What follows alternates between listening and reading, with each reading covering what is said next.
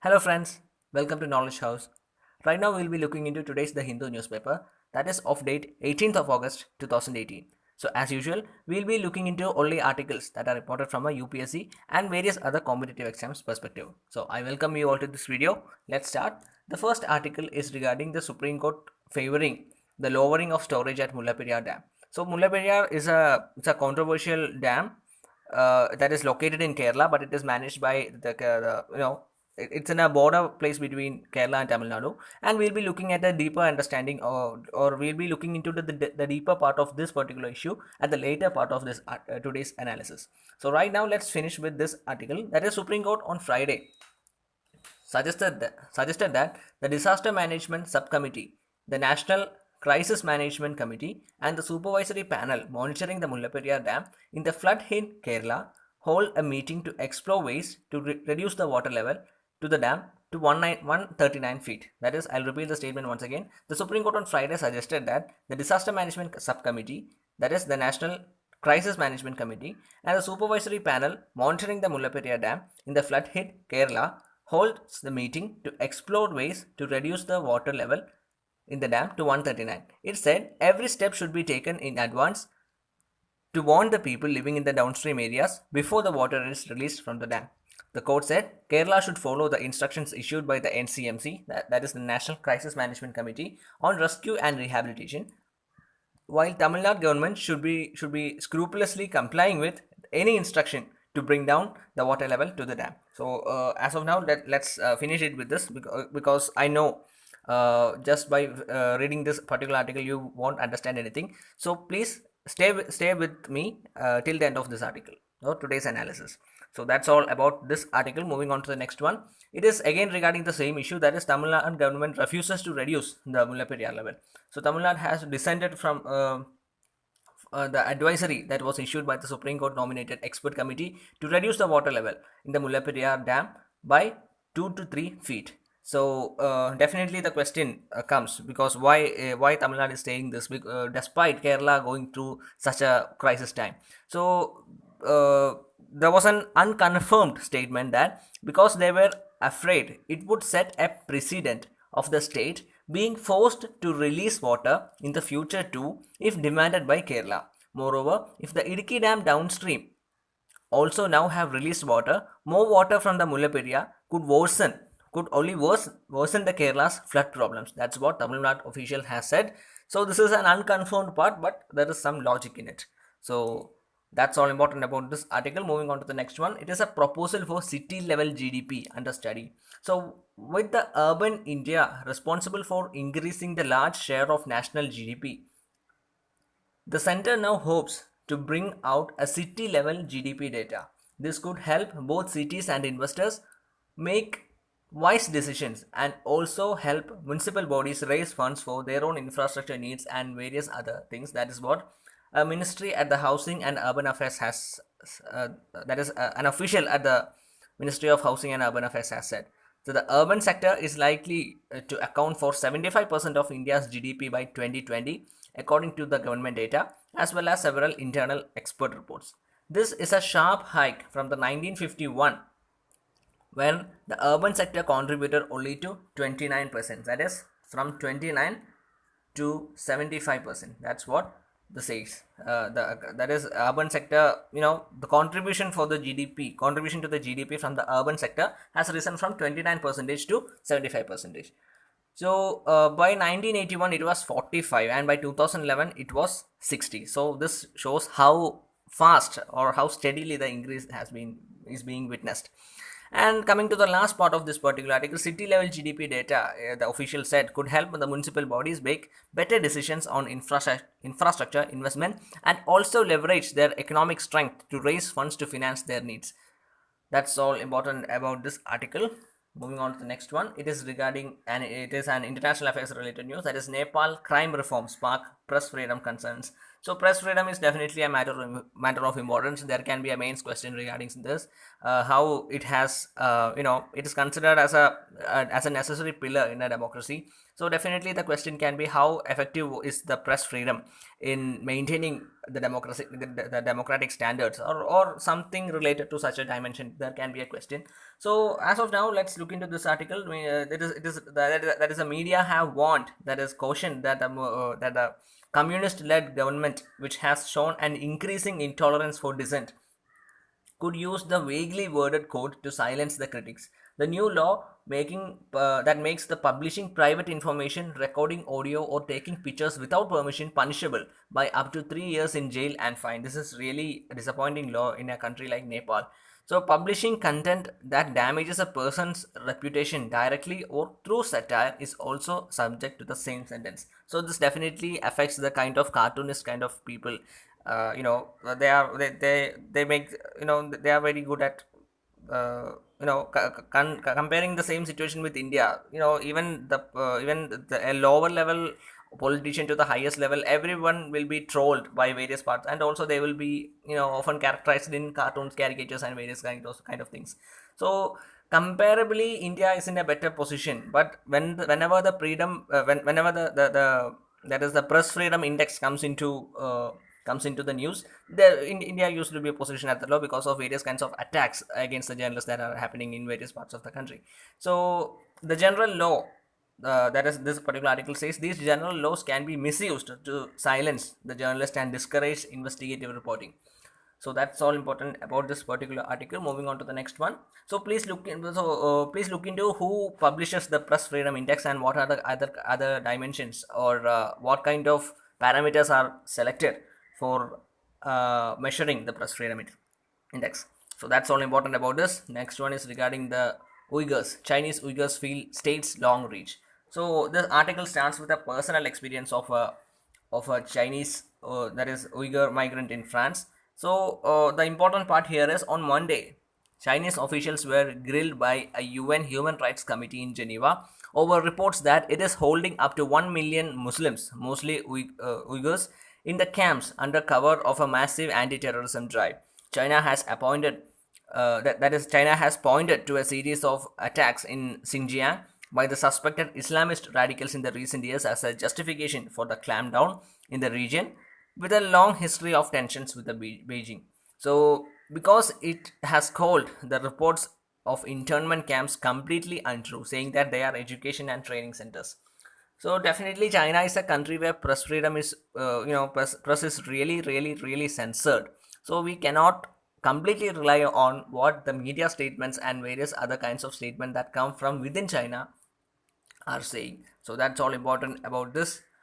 Next is the MSME credit growth back at the pre-note ban levels. That's what an RBI study has said. So the growth of the bank credit to the MSME sector, which had started decelerating even before demonetization and fell significantly and turned negative in the wake of the note ban, has rebounded. That's what a policy document by the RBI has said. And the MSME credit and especially the micro credit to MSME, including loans by banks and NBFCs, shows a healthy rate of growth in the recent quarters. That's what the report mentions.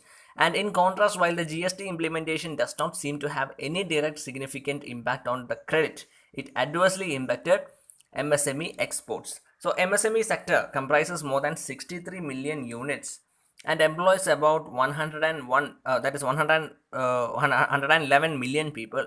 The share of MSMEs in GDP is around 30%, with the sector accounting for about 45% of the manufacturing output and 40% of India's exports.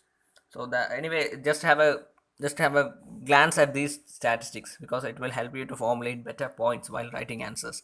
So this sector faces operational problems due to its size and the nature of business, and is therefore relatively more susceptible to various shocks of the economy.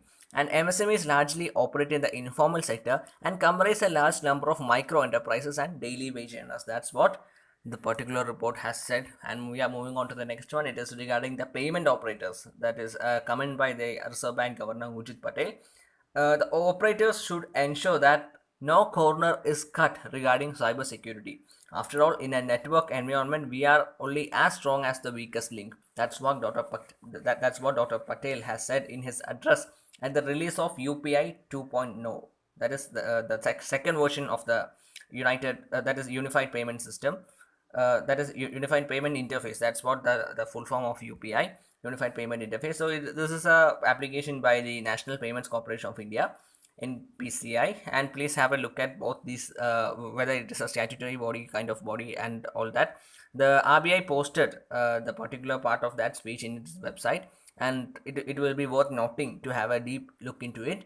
And we owe it to ourselves, and we don't compromise the integrity of the system by individuals in action. That's what the report has again said. The UPI interface is one of NPCI's most successful products, as it powers the multiple bank accounts to a single mobile application, thus enabling both immediate fund transfer and a variety of payments without a user having to be a part of sensitive information.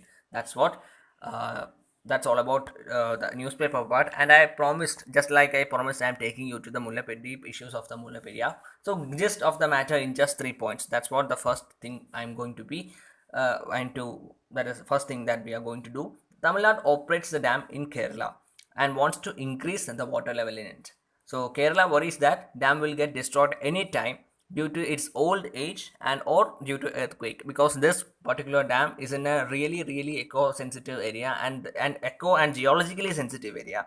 So it is one of the most earthquake prone areas as per the geological standards and all that. So Kerala's claim that either there should be a new dam, or the water level should be reduced to the safer limits. But Supreme Court said Kerala is wrong, Tamil Nadu is right. And the minimum understanding, that is, Tamil Nadu depends a lot on this dam just for irrigation purpose, and around 2 lakh hectares of their land is irrigated by the water from Mullaperiyar Dam. So that's all about the whole issue in just 3 points. This is just a vague understanding. So what exactly is a Mullaperiyar Dam? Is or What is Mullaperiyar Dam? Type: it is a masonry gravity dam, and it is a confluence of Periyar River with Mullayer River, and the place is Tekadi, and dam site is in Kerala, but the site is leased to Tamil Nadu government. So this provides irrigation to the south of Tamil Nadu around 2 lakh hectares, and Periyar River originates from Anamalai Hills and joins the sea near Ernakulam. This is the industrial capital of Kerala. Cochin is located in this Ernakulam, and Tamil Nadu has the right to utilize and maintain the dam as per the agreement. So, what is Kerala stand and what is Tamil Nadu stand? Kerala stand: if Mullaperiyar Dam gets destroyed, it will also damage its Idiki Dam and down its coast. Idiki is the largest source of hydroelectricity in Kerala. If the broken dam can also cause, and once the dam is broken, it will vanish 3 districts in Kerala, killing lots of people, around 4 million people, and it will also damage the national park of Periyar National Park and the Periyar Tiger Reserve. And there was a minor earthquake near the dam site. In fact, we want to reduce the water level to 120 feet. That's what Kerala government says. And in 2010, Kerala demanded that the entire dam be dismantled and we construct a new and a stronger dam. Kerala was ready to pay the entire expense. But let's now look at what is Tamil Nadu saying. Without raising water level in the dam, we cannot sustain our agriculture and drinking water requirement. And we have done adequate to strengthen the dam structure. And tremors were very minor. There was no danger to it. And the regarding the new dam proposal, Tamil Nadu disagreed the whole thing absolutely, for it will take lot of time to set up a new dam. And what about the farm and irrigation part then? So that's all. That's what the difference between the stand of the two governments has said, and that's all important about this particular issue. And now let's I like to give you an additional information is water has been put, it is a really controversial, and there has been a lot of disputes regarding the whole thing. So what is the constitutional position of water in India? There are various articles that pertains to water in the Constitution of India. There is the 7th schedule, there is 11th schedule, there is 12th schedule, there is Article 262, and there is article 131, there is article 136 and 143, and there are a lot of things and all that. So in the seventh schedule and in all these articles, right up to 262, there are a lot of things to be taken care of. And why water has been put in the state domain while there is a frequent dispute between the riparian states? It can be a very significant question. So water is a state subject mainly due to the British era enactments, particularly the constitutional scheme provided by the Government of India Act 1935. This law gives the states exclusive power to regulate water supplies, irrigation, canals, drainage, and various other associated things. And the constitution placed interstate river matters within the union government with the article 262. Further, the union is entitled to legislate on certain issues such as shipping, navigation, regulation of tidal waters and territorial waters, etc. Thus, saying that water is in the state domain is an oversimplification of the topic, because entry 17 of the state list is subject to the entry 56 of the union list, which is basically an enabling clause allowing the union to deal with interstate water rivers if the parliament legislate for the purpose. So there it is really a, it's a total mess regarding the whole issue. That's I know it's a wrong word, but you know that is what actually it looks like. But so please do an analysis on the whole thing before you conclude this topic, that before you tag the whole topic as it is covered. So that's all important about this today's important about that particular article and today's news. Thank you very much for watching this video. If you hit the like and please hit the like button, uh, please hit the like button if you like this video, and do share it with your friends. And thank you very much for watching once again. And you can follow us on Telegram, and you can also follow us on our blog, that is www.knowledgehouse.co. And please do subscribe our channel, and we'll be coming up with more interesting and compelling videos. And you can support us by like sending sending something possible to the Paytm number as shown in the screen. And another way you can support us is by sharing this video as much as possible with your friends, family, and various other aspirant communities. So thank you very much for watching this video once again, and have a nice day.